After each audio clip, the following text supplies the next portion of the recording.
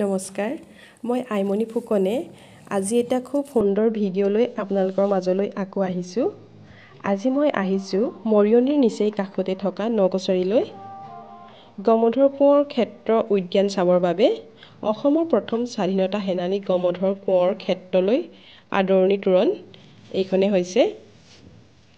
এইফালে দিয়ে গমধৰ ক্ষেত্ৰ উদ্যানলৈ যাব পাৰে।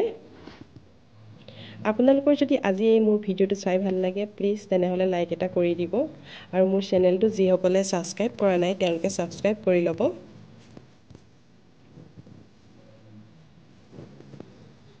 ইয়াৰ পৰা বহুত ডোখৰ সোমাই যাব লাগে। এতিয়া আমি বাগানৰ মাজে মাজে এই ৰাস্তাটোৱেদি আহি আছোঁ। খুব এটা সুন্দৰ পৰিৱেশ।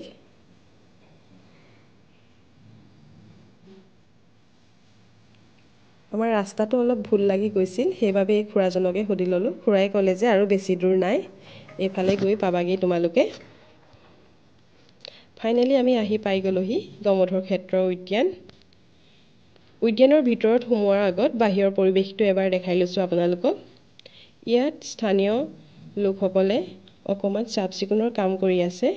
কাইলৈ ইয়াত ভোগালীৰ এনিশা উৎসৱ পাতিছে, আপোনালোকক অলপ দেখাই দিছোঁ। এতিয়া আমি গমধৰ ক্ষেত্ৰ উদ্যানৰ ভিতৰলৈ সোমাই যাম। ইয়াত লিখা আছে গমধৰ কোঁৱৰৰ স্মৃতি উদ্যান। ইয়াৰ ভিতৰত কি কি আছে আপোনালোকক মই দেখাই যাম আৰু তেওঁৰ বিষয়ে দুআষাৰমান আপোনালোকৰ আগত কৈছোঁ। গমধৰ কোঁৱৰনো কোন আছিল? গমধৰ কোঁৱৰ আছিল অসম তথা ভাৰতৰ স্বাধীনতা সংগ্ৰামীসকলৰ ভিতৰত প্ৰথমজন সংগ্ৰামী। ব্ৰিটিছৰ বিৰুদ্ধে যুঁজ দিয়া অসমৰ প্ৰথমজন স্বাধীনতা সংগ্ৰামী গমধৰ কোঁৱৰৰ জন্ম হৈছিল 1807 চনত উজনি অসমৰ লাগুৱাত। তেওঁৰ দেউতাকৰ নাম আছিল ফেনা কোঁৱৰ আৰু মাকৰ নাম আছিল জুতুলি। 1828 চনত গমধৰ কোঁৱৰৰ নেতৃত্বত ধনঞ্জয় বৰগোহাঁই আদি কৰি বহুকেইজন আহোম কোঁৱৰে ব্ৰিটিছ শাসনৰ বিৰুদ্ধে বিদ্ৰোহ ঘোষণা কৰিছিল।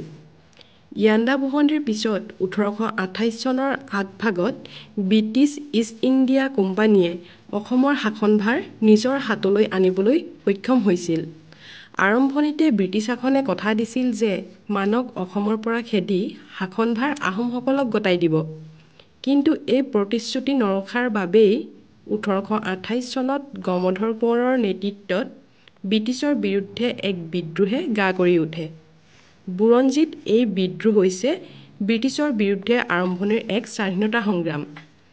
গমধৰ কোঁৱৰক বিদ্ৰোহীসকলে যোৰহাটত আহোম ৰীতিমতে অসমৰ চাউকাৰূপে প্ৰতিষ্ঠা কৰে যদিও ব্ৰিটিছে 1828 চনৰ শেষৰ ভাগলৈ এই বিদ্ৰোহ দমন কৰিবলৈ সক্ষম হয়। বিদ্ৰোহৰ অন্তত গমধৰ কোঁৱৰ নগাপাহাৰলৈ পলাই যায়, কিন্তু ব্ৰিটিছে তেওঁক ৰাজদ্ৰোহৰ অপৰাধত 14 বছৰ কাৰাদণ্ড বিহে। মই তেওঁৰ বিষয়ে যিমানখিনি জানো সেয়াকে আপোনালোকৰ আগত কৈছোঁ। হয়তো কিবা ভুলো হ'ব পাৰে, আপোনালোকে কমেণ্টত শুধৰাই দিব বুলি আশা থাকিল। অলপ ভালকৈ এই ঠাইডোখৰ বিষয়ে জানিবৰ বাবে এয়া ওচৰৰ দাদাজনকে অলপ সুধিব লৈছোঁ। বজেন দহোটীয়া দাদা, তেওঁ তাৰ বিষয়ে দুআষাৰমান ক'ব আমাৰ আগত, এই ঠাইডোখৰৰ বিষয়ে আৰু গমধৰ কোঁৱৰৰ বিষয়ে। উপস্থিত আছোঁ ঐতিহাসিক তৰাতলী নকছাৰী গমধৰ কোঁৱৰ ক্ষেত্ৰত। আৰু এই গমধৰ কোঁৱৰ হৈছে প্ৰথমজন ব্ৰিটিছ বিৰুদ্ধে, আচলতে ভাৰতবৰ্ষৰ ভিতৰতে প্ৰথমজন ব্ৰিটিছ বিৰুদ্ধে সংগ্ৰাম ঘোষণা কৰা প্ৰথমজন ভাৰতীয়। আচলতে অসমীয়া যোনজন আমাৰ ইয়াৰ পৰাই আচলতে গমধৰ কোঁৱৰে প্ৰথমজন, যিজনে আচলতে আজিৰ দিনত ভাৰতবৰ্ষত আচলতে তেখেতে এই মংগল পাণ্ডে হওক, ভগত সিং হওক, তেখেতসকলে যেনেদৰে চিনি পায়, কিন্তু গমধৰ কোঁৱৰক খুব অতি দুখেৰে পৰিতাপৰ বিষয় যে গমধৰ কোঁৱৰক তেনেধৰণে ভাৰতবৰ্ষে চিনি পায়।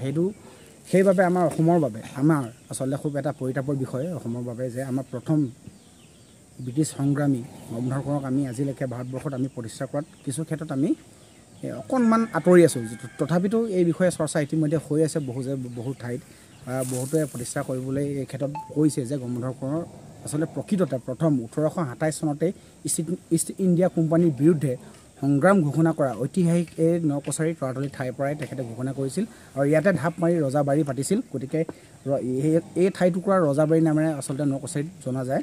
কাৰণ ইয়াতেই গোমধৰ কোঁৱৰ লাকুৱাৰ পৰা 1807 চনত জন্মগ্ৰহণ কৰা 1807 চনতে জন্মগ্ৰহণ কৰা লাকুৱাত গোমধৰ কোঁৱৰে আহি পিনি ইয়াত ঐতিহাসিক তৰাতলীত ৰজাবাৰী পাতি পিনি তাৰ সেইটো কাৰণে এই গাঁওখনৰ নামটো ৰজাবাৰী নকছাৰী। আচলতে নকছাৰী প্ৰকৃতৰ নাম আগতে তৰাতলী কৈছিলে আৰু এতিয়া নকছাৰী হ'ল। আৰু ইয়াতে ৰজাৰ ঢাপ পাতি 1827 চনত ব্ৰিটিছ বিৰুদ্ধে সংগ্ৰাম ইষ্ট ইণ্ডিয়া কোম্পানীৰ বিৰুদ্ধে মানে বিৰোধিতা কৰাৰ প্ৰথমজন আচলতে স্বাধীনতা সংগ্ৰামী আছিল। গতিকে খুব মানে আমাৰ এইটো কৈছোঁৱেই পইতাবৰ বিষয়ে যে আমি তেখেতক তেনেধৰণে স্বীকৃতি দিব পৰা নাই।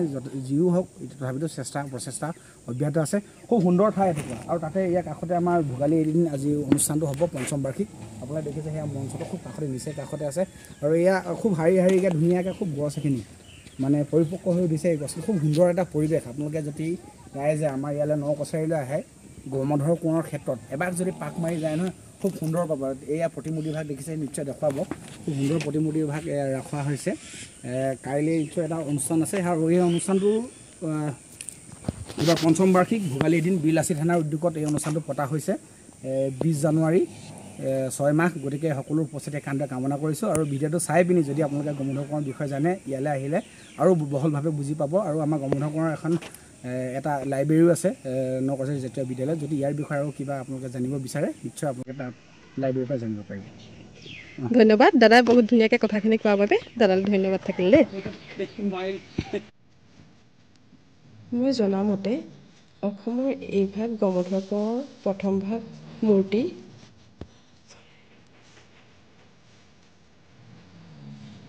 মূৰ্তিভাগৰ পাছফালে এইটো ৰজাদিনীয়া পুখুৰী এটা আছে।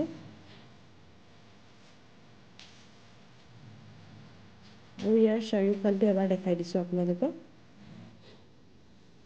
বৰ এটা সুন্দৰ পৰিৱেশ।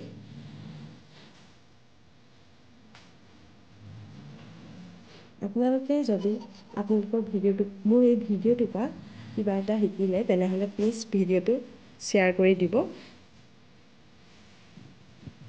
আমি এতিয়া যাবলৈ লৈছোঁ আৰু আজি ভিডিঅ'টো ইয়াতে সমাপ্ত কৰিছোঁ।